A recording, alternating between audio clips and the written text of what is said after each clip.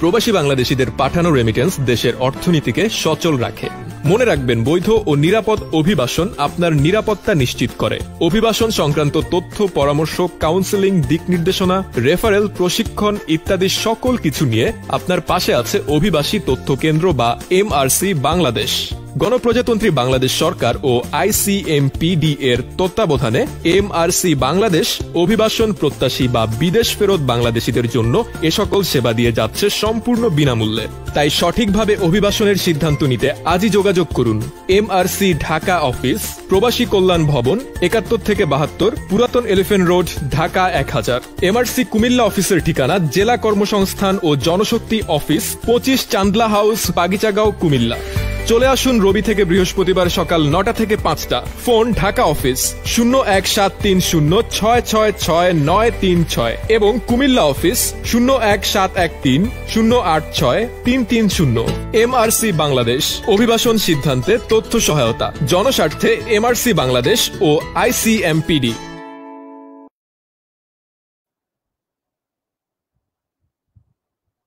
আসসালামু আলাইকুম। আমি প্রবাসী তথ্য কেন্দ্র বা MRC বাংলাদেশের পক্ষ থেকে আপনাদের সকলকে সালাম ও শুভেচ্ছা জানাচ্ছি। আসসালামু আলাইকুম। আজকে আপনারা জানেন যে MRC ধারাবাহিকভাবে বিভিন্ন বিষয়ের উপর কথা বলার জন্য লাইভ করে থাকে। আজকেও আমরা এই বিষয়ে এই লাইভ করার জন্য আপনাদের সাথে কথা বলার জন্য আমরা এখানে এসেছি। আপনাদের এখানে আমরা বিভিন্ন তথ্য দিয়ে বিভিন্ন সময়ে তথ্য সেবা দিয়ে থাকি। MRC মূলত বাংলাদেশে ঢাকা এবং কুমিল্লাতে এর কার্যক্রম পরিচালনা করছে। বিশেষ করে প্রবাসী যারা আছেন তাদেরকে তথ্য সেবা দেওয়াই MRCর কাজ। এক্ষেত্রে এই ধারাবাহিকতায় আজকে আমরা লাইভে এসেছি এবং লাইভে এসে আমরা আজকে লাইভে আপনারা জানেন যে Bangladesh association of international recruiting agency বা বাইরা, বাংলাদেশ সরকারের একটা সহযোগী এবং সমর্থিত জাতীয় পর্যায়ের একটা সংস্থা। ওনাদের যে মহাসচিব আছেন জনাব শামীম আহমেদ চৌধুরী নোমান, ওনাকে আমাদের আজকের এই প্রোগ্রামে আমরা ইনভাইট করছি। তো আমি শুরুতেই জনাব শামীম আহমেদ নোমান সাহেবের কিছু পরিচয় পর্ব আপনাকে দিয়ে তারপরে ওনাকে ইনভাইট করব। অভিবাসীদের সহযোগিতা এবং কল্যাণের জন্য আন্তর্জাতিকভাবে স্বীকৃত একটি প্রতিষ্ঠান বাইরা, আপনারা জানেন সবাই।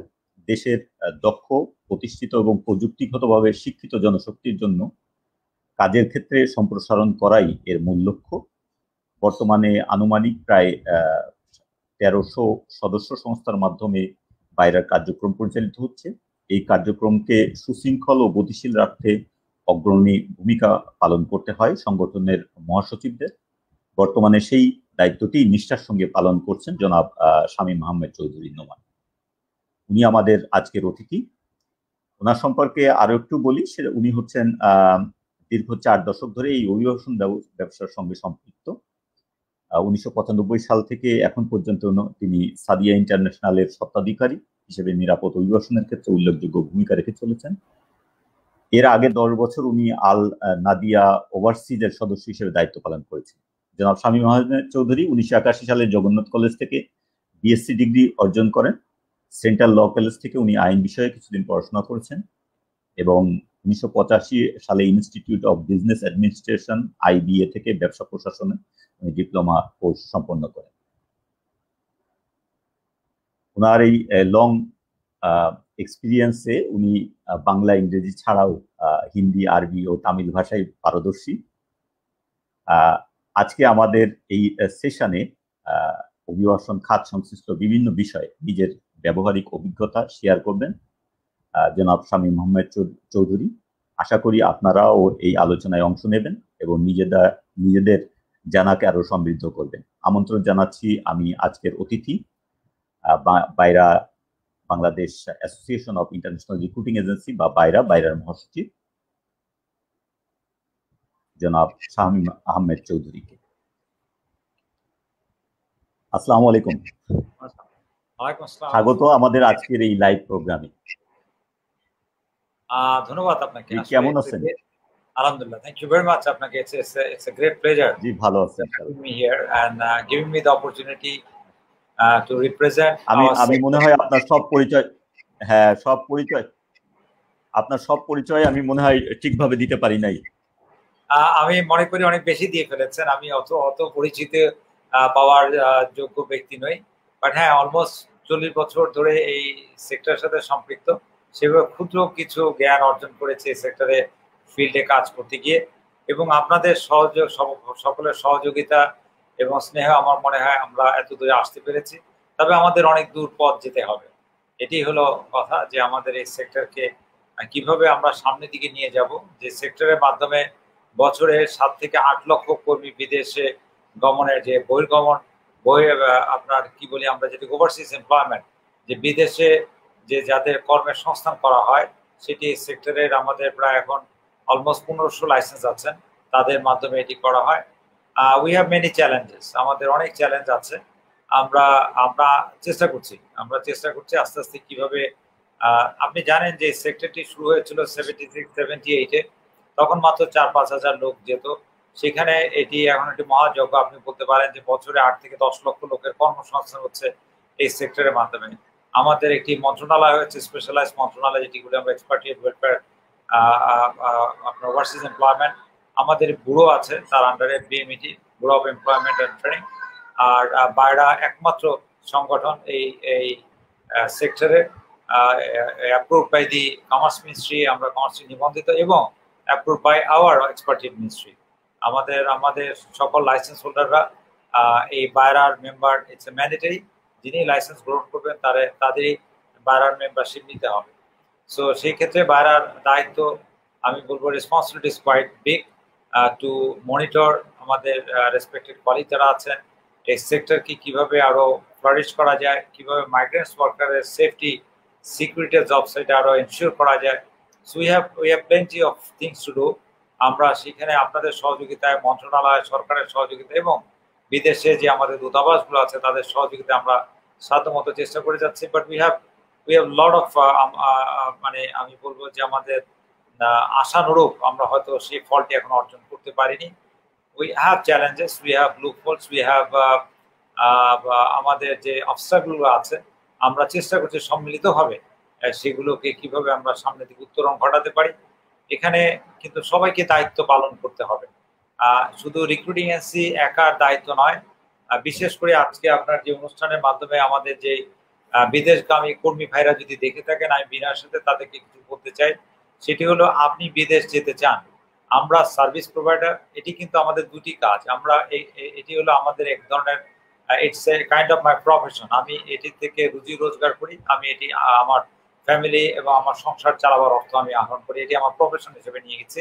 আরেকটি হলো আমি আপনাদের সেবা দিচ্ছি, এটি সেবামূলক একটি প্রতিষ্ঠান। তাহলে দুটি কিন্তু, এটি আর্নিং এবং সেবা দুটি। সেখানে আমি আপনাদেরকে বিনয়ের সাথে বলবো যে যারা বিদেশে যেতে চান তারা অনেক সাবধানতা অবলম্বন করতে হবে। আমাদের যে 130 নিউ এসকার্টন আমাদের বাইরার হেড অফিসটি এবং আমাদের ওয়েবসাইটটি আমরা দিয়ে দিব। সেখানে আপনারা গেলে আমাদের বাইরার সমস্ত বৈধ রিক্রুটিং এজেন্সির লিস্টগুলো আপনারা দেখতে পাবেন। আপনারা কেউ যেতে চাইলে এই নিবন্ধিত সরকার প্রবাসী কল্যাণ মন্ত্রণালয় নিবন্ধিত রিক্রুটিং এজেন্সির বাইরে কারোর সাথে আপনারা ডিল করবেন না। আপনাদের আশেপাশে অনেক বন্ধু বান্ধব থাকতে পারে, অনেক লোক থাকতে পারে, তারা হয়তো বলবে যে আমাকে টাকা দাও, আমি পাঠিয়ে দিব। আমি বিনয়ের সাথে অনুরোধ করব এই কাজটি ভুলেও করবেন না। যদি বলে যে আপনি তার সাহায্য নিতে পারেন, আপনি বলতে পারেন যে তুমি আমাকে যেখানে পাঠাবা সেই কোম্পানিতে নিয়ে যাও। আপনি সেই কোম্পানিতে আসেন বা সেই কোম্পানির পার্টিকুলার্স নিয়ে সেই কোম্পানির অথরাইজ অফিসারের সাথে আপনি যোগাযোগ করেন এবং কোম্পানির বাইরে কোনো লেনদেন করবেন না এবং লেনদেনটি করবেন সম্পূর্ণ ব্যাংকিং চ্যানেলে। এটি আমার বিনয় একটি অনুরোধ আপনাদের সাথে রইল। এবং যে কোনো কাজে যাওয়ার আগে সেই কাজ সম্পর্কে ভালো করে জেনে নিন, যেতে কত টাকা লাগবে, কোন দেশে যাচ্ছেন, কি কাজে যাচ্ছেন, কত টাকা আপনি বেতন পাবেন, কাজের কর্ম পরিবেশ সম্পর্কে জানেন।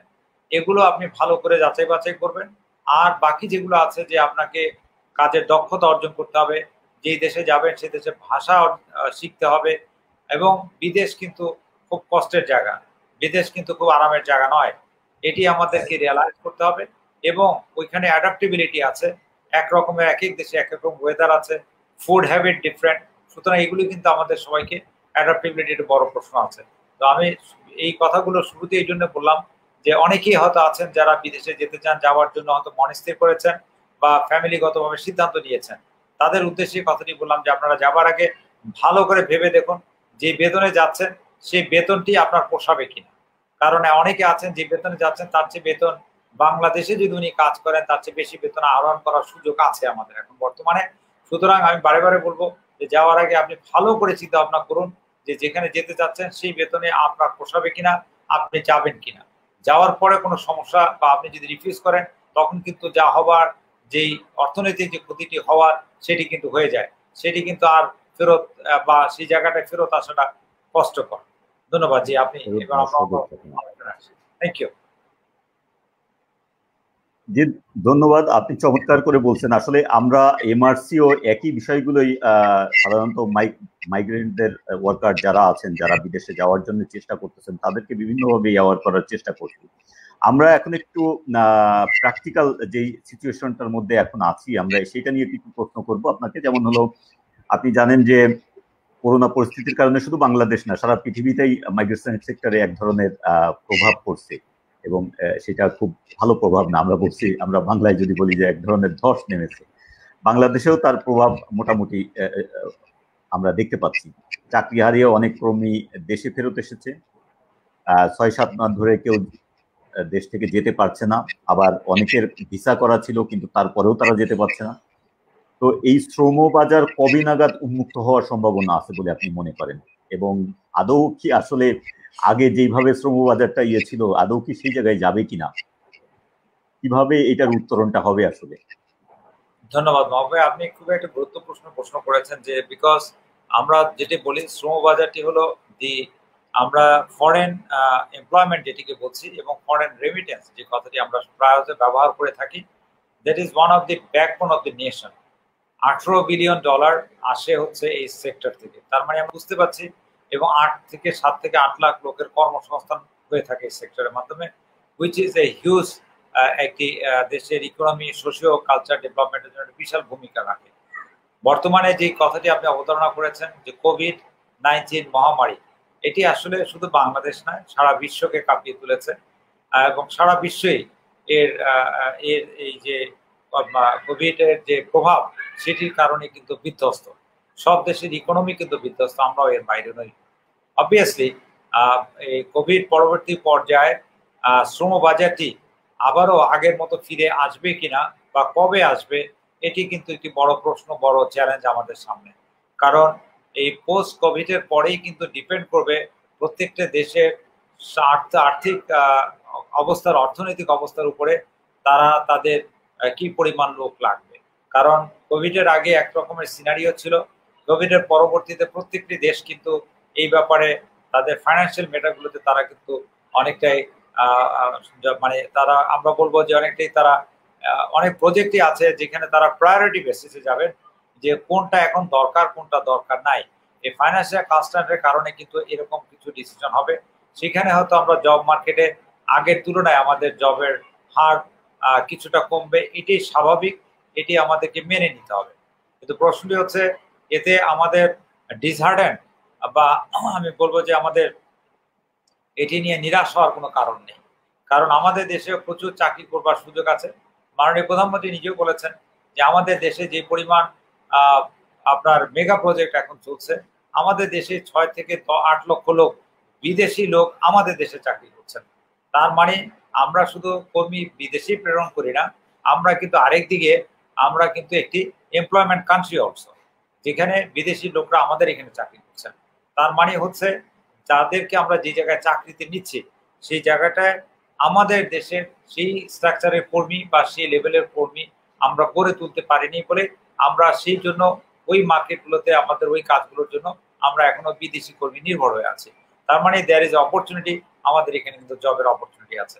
সেখানে যদি আমরা বলবো যে আমরা যদি সেই দক্ষতা অর্জন করতে পারি, আমরা কিন্তু সেই কাজ আমাদের দেশেই করবার মতো সক্ষমতা আমাদের আছে। তবে হ্যাঁ, এখন যেটি আমরা একটা রিসেন্ট ক্রাইসিস দেখতে পাচ্ছি, আমরা মাঠে ময়দানে কিছু দেখতে পাচ্ছি যে আমাদের কর্মী ভাইরা হাহাকার করছেন যাওয়ার জন্য, তারা রাস্তায় নেমে আসছেন, হুইচ ইজ একটি অনাকাঙ্ক্ষিত আমি বলবো যে যারা দেশকে এত কিছু দিচ্ছেন তারা শুধু আমরা রেমিটেন্স দিয়ে তাদেরকে গণনা করি, আসলে এটি রেমিটেন্স দিয়ে নয়। তারা যে কাজটি করছেন এগুলো, এটা যদি আমরা সবাই মিলে আমরা যদি ক্যালকুলেট করে দেখি অর্থনৈতিক ভাবে না, অর্থের দিক দিয়ে নয়, আমরা যদি দেখি যে 8 লক্ষ লোক, আমরা এখন বলি 1,20,00,000 লোক বিদেশে আছে, তার মানে আমার 16-17 কোটি লোকের মধ্যে 1 কোটি লোক বিদেশে বসবাস করছেন। তারা এই দেশের খাবার গ্রহণ করছেন না, চিকিৎসা সেবা নিচ্ছেন না, এই দেশের রাস্তাঘাট ব্যবহার করছেন না, এই দেশ থেকে অক্সিজেনও ব্যবহার করছেন না।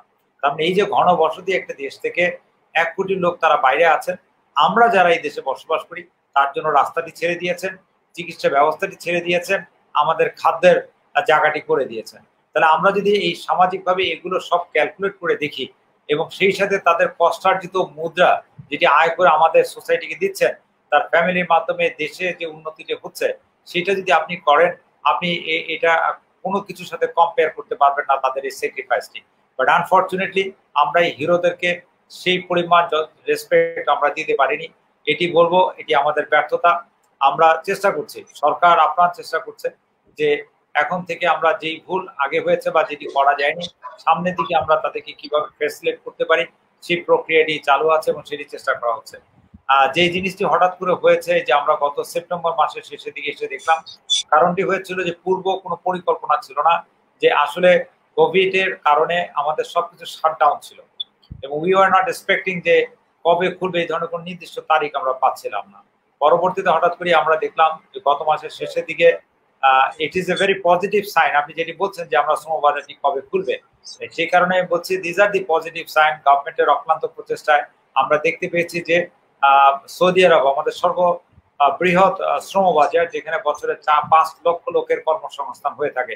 আমরা যদি গত 3-4 বছরের ডাটাটি দেখি তাহলে সেই ক্ষেত্রে সেই শ্রমবাজারটি মুক্ত হয়েছে। তারা ফ্লাইট শুরু করেছেন, কমার্শিয়াল ফ্লাইট শুরু করেছেন, যদিও নর্মাল যে ফ্লাইট সেই সংখ্যা নয়, কিছু সংখ্যক আকারে, এবং এমবেসি তার কাজকর্ম শুরু করেছেন যাতে আমার স্ট্যান্ডার্ড যে লোকগুলো আছে তাদেরকে নেবার জন্য। এখানে আমরা কিছু বিশৃঙ্খলা দেখতে পেয়েছি, এখানে কিছু আমরা যেটা পূর্ব পরিকল্পনা না থাকার কারণে এটি হয়েছে, এগুলো অনেকটাই সরকার নিয়ন্ত্রণ করে নিয়েছে। এবং টিকিটের যে ক্রাইসিসটি ছিল সেটি সরকার সৌদি আরবের সাথে কথা বলে ফ্লাইটের সংখ্যা বাড়িয়েছে এবং সেটা বলতে পারি আমরা একটা পর্যায়ে এখন কিন্তু মোটামুটি একটা সিস্টেমের মধ্যে চলে আসছে এবং সাফারিংটা কমে আসছে। This is very quick action by the government. যেটি হয়েছে সেটিতে আমরা শিক্ষা নিয়ে আমরা সামনের দিকে আগাবো এবং এখন আশা করি যে টিকিটের সমস্যার অনেকটাই আমরা বলবো যেটি স্বাভাবিক হয়ে আসছে। কিন্তু এখন যেই দুটি আরেকটা জায়গায় প্রবলেম রয়ে গেছে আমাদের এই যে যারা ফেরত এসছেন তাদের মধ্যে 3টি অংশ আছে। একটি অংশ হলো যাদেরকে আমরা ভিজিবলি দেখতে পাই, তারা হলেন যারা টিকিটের জন্য হাহাকার করছেন বা টিকিটের জন্য যেতে পারছে, যাদের ভিসা ভ্যালিড আছে তারা। কিন্তু আরো 2টি অংশ আছে যেটি আমাদের কাছে প্রক্রিয়াধীন, প্রায় অলমোস্ট 80-86 হাজার কর্মী আছেন যাদের ভিসাগুলো আমরা নতুন ভিসাগুলি যাদের ডিমান্ড লেটার প্রকিউরমেন্ট ছিল তার মধ্যে প্রায় অলমোস্ট 43-44 হাজার ভিসা স্ট্যাম্প করা আছে, আর বাকি প্রায় 40-42 হাজার ভিসা প্রকিউরমেন্টে, মানে যেগুলো মেডিকেল এবং অন্যান্য পর্যায়ে আছে। তাহলে এই ভিসাগুলো সম্পূর্ণটাই এক্সপায়ার হয়ে গেছে বিগত 9 মাস আমরা কাজ করতে না পারার কারণে। এখন এই ভিসাগুলো কিভাবে আবার রিনিউ করে এই কর্মীদেরকে নতুন করে পাঠানো যায় সেটি একটি ব্যাপার, আমরা যেটি নিয়ে কাজ করছি। এখানে কিছু জটিলতা আছে, আমরা মন্ত্রণালয়ের সাথে যোগাযোগ করে পররাষ্ট্র মন্ত্রণালয়ের মাধ্যমে সৌদি এমবেসির মাধ্যমে আমরা চেষ্টা করছি সেটা কত দ্রুত সময় সেটির ব্যাপারে একটি সুন্দর পদক্ষেপ বা সহজতর উপায় আমরা তাদেরকে আবার রিপার্টি করতে পারি। এটি গেল একটি অংশ। আরেকটি অংশ হলো যারা ছুটিতে এসেছিলেন কিন্তু তাদের কিন্তু ভিসার মেয়াদটি শেষ হয়ে গেছে, আকামার মেয়াদটি শেষ হয়ে গেছে, তারা কিন্তু আমরা ভিজিবল না, তাদেরকে কিন্তু আমরা দেখতে পাচ্ছি না, বিকজ তারা এমবেসিতে যাচ্ছেন বা এমবেসি কর্তৃক নির্ধারিত সেই সেন্টারগুলোতে যাচ্ছেন, অথবা তার ব্যক্তিগতভাবে তার মালিকের সাথে যোগাযোগ করছেন তার ভিসাটি এক্সটেনশন করবার জন্য। যারা এক্সটেনশন পাচ্ছেন তারা কিন্তু টিকিটের জন্য আবার এই লাইনে আসছেন। তো সেই ক্ষেত্রে ওই একটি অংশ রয়ে গেছে। তো আমরা যদি দেখি এটি 3টে অংশে ভাগ হয়ে আছে। আমরা শুধু যাদেরকে ভিজিবলি দেখতে পাচ্ছি সেটি হলো যাদের ভিসা ভ্যালিড টিকিটের জন্য, বাকি দুটি কিন্তু আমাদের কাছে একটি প্রক্রিয়া দিন, আর একটি কিন্তু তারা কিন্তু এখন পর্যন্ত তাদের ভিসাগুলো প্রক্রিয়া করতে পারেননি, সেই কারণে চেষ্টা করছেন। সেটির জন্য আমরা দেখেছি আমাদের মান্যবর নতুন রাষ্ট্রদূত মহোদয় অলরেডি এই ব্যাপারে অনেক অ্যাক্টিভিটিস ওখানে করেছেন পররাষ্ট্র মন্ত্রণালয়ের মাধ্যমে, যাতে এই কর্মীগুলোর যাওয়ার ব্যাপারে একটি সুষ্ঠু সমাধান করা যায়। এবং আমরা দেখেছি কিছুদিন আগে সৌদি এমবেসির ঊর্ধ্বতন কর্মকর্তা ফরেন মিনিস্টার বলেছিলেন যে সৌদি আরব বাংলাদেশে যারা এসে আটকা পড়েছেন, যে যারা কর্মী ভাইরা, তাদের নেয়ার ব্যাপারে সম্পূর্ণ সচেষ্ট এবং তারা সব দিকে চেষ্টা করছে তাদেরকে কিভাবে নেওয়া যায়। তার মানে আমরা দেখছি দুইও সরকারের কাছে এটি আন্তরিকতার কোনো অভাব নেই। কিন্তু একটি জায়গায় যেটি আমাদের স্বীকার করতে হবে, ওনারা বারে বারে বলছেন যে সরকার কিন্তু লোক নেয় না, সরকার ফ্যাসিলিটেট করে লোকগুলো যাওয়ার জন্য, লোক কিন্তু নিশ্চয় হচ্ছেন এমপ্লয়ার। এই ক্ষেত্রে কিন্তু একটি দেখবার বিষয় যে কোভিড পরবর্তী পরিস্থিতিতে আমাদের যে এমপ্লয়াররা আগে ছিল তার সেই রকম চাকরি আছে কিনা, উনি সেই ধরনের কর্মী অ্যাকোমোডেট করতে পারবেন কিনা, এটি কিন্তু একটি বড় চ্যালেঞ্জের জায়গা। সেই জায়গাটায় আমরা এখন নিশ্চিত করে বলতে পারছি না যে কর্মীরা আটকা পড়ে আছেন বা নতুন করে কোনো ডিমান্ড আমাদের কাছে আসবে কিনা, বা যারা আছেন তাদের কত পার্সেন্ট যেতে পারবেন। তো সেটি প্রক্রিয়া চলছে, আমরা চেষ্টা করছি সরকারের সাথে মিলে। আমরা আশা করি এই ব্যাপারে অত্যন্ত পজিটিভ দিক একটি হবে, যেহেতু এমবেসি কাজ করছে অলরেডি, তারা ভিসা দেওয়া শুরু করেছে। এবং আরো যেটি ভালো খবর হলো যে আমরা দুবাই বা অন্যান্য জায়গা থেকে আমরা কিছু কিছু ভিসা অলরেডি আসা শুরু করেছে। কাতার 18 তারিখ থেকে বোধহয় তাদের কার্যক্রম শুরু করবে বলে আমরা শুনতে পেরেছি। তার মানে কিন্তু আমরা দেখতে পাচ্ছি যে আমাদের পুরনো যে আমাদের শ্রম বাজারগুলো, সেগুলো কিন্তু আস্তে আস্তে ফেরত আসছেন। It is a very good sign. কিন্তু আমাদেরকে, আমি যারা যেতে চান তাদেরকে বলবো বিনয়ের সাথে একটু ধৈর্য ধরতে হবে। আমরা বিদেশে যেতে না পারলে আমাদের সর্বস্ব শেষ হয়ে যাবে না। আমি বিনয়ের সাথে কথাটি বলবো, আমাদের দেশে কাজ করবার সুযোগ আছে। আপনারা ডিসার্টেড না হয়ে, ফ্রাস্ট্রেটেড না হয়ে, বিদেশে যাওয়ার যখন সুযোগ আসবে অবশ্যই আমরা আছি, আমরা আপনাদেরকে পাঠাবার জন্য আমরা চেষ্টা করব। কিন্তু এই বিদেশে যেতে না পারলে যে আমার জীবন শেষ হয়ে গেছে, এই জায়গা থেকে আপনারা সরে আসেন।